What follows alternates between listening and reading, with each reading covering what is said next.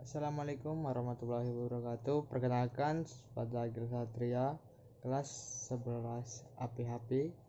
Saya akan memberikan khutbah Jumat singkat tentang meneladani keluarga Nabi. Ayat pertama yang saya akan bacakan, laqad kana lakum fi rasulillahi aswatun hasanatun liman liman kana yarjul Allahu wa yauma akhiro wa zakarullaha kasir. Quran surat Al-Ayat 61. Jamaah Jumat yang dirahmati Allah, pertama-tama marilah kita sama-sama memanjatkan puji dan syukur hadiratnya yang telah memberikan kita hidayah sehingga hati dan segala anggota tubuh masih tergerak untuk melaksanakan kewajiban mingguan ini, yaitu sholat Jumat. Salawat dan salam harus senantiasa terlimpahkan pada Kanjeng Nabi Muhammad SAW atas segala perjuangannya melawan kezaliman dan kemusyrikan, sehingga hari ini tidak ada lagi hak siapapun yang direndahkan secara sistem. Beliaulah yang membawa kita pada semurni tauhid. Beliaulah suri tauladan segala kehidupan terkumpul jadi satu dalam dirinya. Orang-orang kaya yang mengambil pelajaran tentang kedermawanan orang miskin seakan mendapat pelipur lara dari kisah-kisahnya. Anak yatim serasa mendapatkan teman dan nasihat agar tidak bersedih hati. Salawat salam selalu tercurah untukmu, ya Sayyidina Muhammad, juga untuk keluarganya yang mendukung beliau SAW dalam setiap keadaan. Mereka lah yang lebih mementingkan diri Rasulullah SAW ketimbang dirinya sendiri. Tidak luput pula salawat salam kita harus sampaikan pada sahabat yang selalu setia, dan mudah-mudahan kita sebagai umatnya diakui sebagai pengikut yang taat. Amin. Telah kami sampaikan di awal pada surat Al-Ahzab ayat 21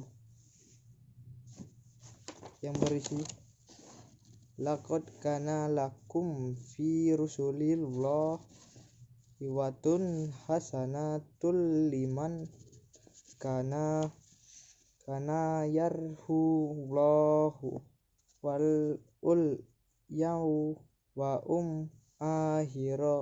akhir wa zakarallahu kasir, yang artinya sungguh telah ada pada diri Rasulullah itu suri teladan yang baik bagimu, yaitu bagi orang yang mengharap rahmat Allah dan kedatangan dari kiamat dan yang banyak mengingat Allah.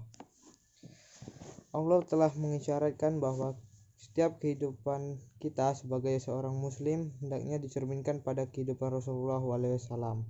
Sebab dalam setiap kisahnya terdapat pelajaran penting untuk kita sebagai umatnya. Bukankah mengikuti Rasulullah SAW merupakan tanda kecintaan kita kepadanya? Telah begitu banyak manuskrip, buku-buku dan tulisan-tulisan yang mengisahkan tentang perjalanan beliau sebagai seorang nabi. Namun semua tulisan itu selalu dilihat dari sudut pandang kepemimpinan, politik, kenegaraan, kebaikan hati pada sesama, ketegasan pada kaum kafir, bagaimana keadilan dijalankan, dan lain-lain sebagainya. Hampir semuanya menceritakan Rasulullah sebagai Rasul atau sebagai pemimpin. Lantas bagaimanakah kehidupan Rasulullah sebagai suami atau ayah? Jamaah Jumat yang dirahmati Allah, kita tahu rumah tangga Rasulullah SAW adalah rumah tangga yang menjadi rahim peradaban Islami. Rumahnya menjadi mata air dari semua aliran kesegaran yang kita rasakan hari ini. Khadijah bin Khuwailid adalah cita tak tergantikan dalam hidupnya. Walau sebelum pernikahan hidup mereka bagai bumi dan langit, tetapi Allah menghubungkan mereka. Bagaimanakah sikap Rasulullah SAW ketika bersama Khadijah yang sejak awal adalah orang mulia, cantik, lagi cerdas, hartawan, dan diincar oleh banyak laki-laki. Ketika Rasulullah sendiri adalah seorang yatim, buta aksara, lagi mantan penggembala, dan Dan lebih pelik lagi, beliau SAW adalah reseller barang dagangan Khadijah. Rasulullah SAW menempatkan Khadijah pada tempatnya dimuliakan karena cerdas. Rasulullah tidak segan menceritakan keluh kesahnya pada Khadijah, lalu diminta saran atau Khadijah memberi saran, dan Rasulullah menerimanya dengan penuh. Meskipun menjadi seorang kepala rumah tangga, Rasulullah tidak pernah malu untuk menyadarkan keluh kesahnya pada sang istri. Seperti pada saat Nabi menerima wahyu pertama, dalam gigil tubuh dan beratnya hatinya ketika kuyup basah kening beliau Sallallahu Alaihi Wasallam oleh keringat dingin yang tak berkesudahan, Khadijah memeluk Muhammad dengan penuh kehangatan.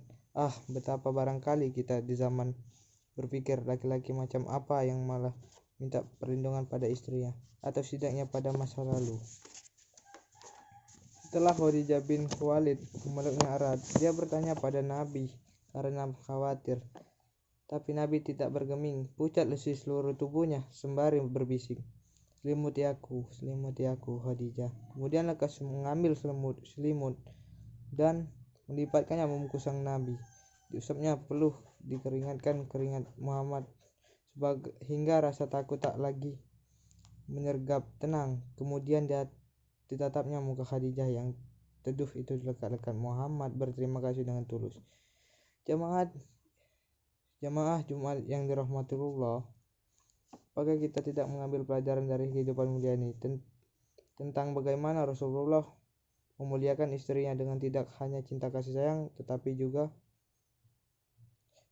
penghormatan atas kehadirannya dalam setiap masalah yang kita hadapi? Sudahkah kita, terkhusus para jamaah Jumat yang telah beristri, menyampaikan berterima kasih kepada istri-istri kita atas segala kebersamaan, kesabaran, dan penerimaan tulus mereka atas kekurangan dan kelemahan kita? Jamaah Jumat yang dirahmati Allah, bila kemudian Rasulullah SAW memperlakukan Khadijah sedemikian terhormatnya, sebagaimanakah sikap Rasulullah terhadap istrinya yang umurnya jauh terpisah di bawahnya? Aisyah bin Abu Bakar namanya dipinang Rasulullah sejak masih kecil, bersamaan dengan pernikahannya dengan Saudah.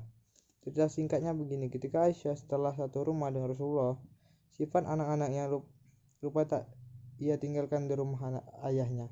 Abu Bakar sifat manja, urakan, dan ingusan ia bawa ke rumah Rasulullah sampai suatu ketika Nabi masuk ke kamar Aisyah, didapatinya Aisyah sedang bersama dua bidu wanita dan menabuh rebana sambil bernyanyi.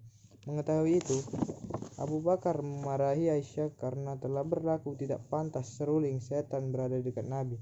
Tapi yang dilakukan Rasulullah malah sebaliknya, yang kemudian berkata, biarkanlah mereka.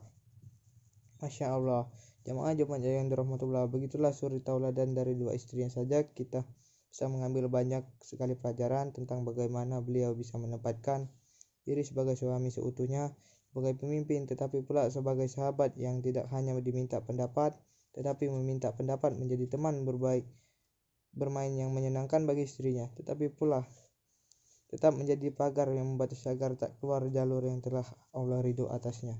Sekian, terima kasih. Taufik wal hidayah. Wassalamualaikum warahmatullahi wabarakatuh.